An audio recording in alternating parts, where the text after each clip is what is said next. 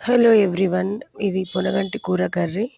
చాలా simple recipe. ఇట్లా మంచిగా ఆనియన్స్, పచ్చిమిర్చి, జీలకర్ర, ఆవాలు, కొంచెం కరివేపాకు వేసేసుకొని పోపులు చక్కగా ఫ్రై చేసుకొని, కొంచెం అవి ఫ్రై అయిన తర్వాత కొంచెం పసుపు, ఇంకా అల్లం వెల్లుల్లి పేస్ట్ కూడా వేసేసుకొని, అవన్నీ మంచిగా మగ్గిన తర్వాత మనం ముందే కొంచెం పప్పు, ఒక 2 టేబుల్ స్పూన్స్ పెసరపప్పును కడిగేసుకొని, కొన్ని వాటర్ పోసుకొని, ఒక 5-10 మినిట్స్ అట్లా పెట్టేసుకొని పక్కకు, దాన్ని కూడా పోపులో వేసుకొని కలుపుకొని, అది కూడా మగ్గిన తర్వాత ఇట్లా ఫ్రెష్‌గా కడిగిన పొనగంటి కూరను చక్కగా ఇట్లా కలిపేసుకొని ప్యాన్‌లో వేసుకొని, అదే ప్యాన్‌లో కలిపేసుకొని మంచిగా మగ్గిన తర్వాత కొంచెం కారం, సాల్ట్ మన టేస్ట్‌కి తగ్గట్టుగా వేసేసుకుంటే అయిపోతుందండి. ఇది ఒక బౌల్ పొనగంటి కూర కర్రీ మనకు ఒక 4 గ్లాసెస్ మిల్క్ తాగినంత కాల్షియం ఎనర్జీని ఇస్తుంది. కళ్ళకైతే చాలా మంచిది ఎస్పెషల్‌గా.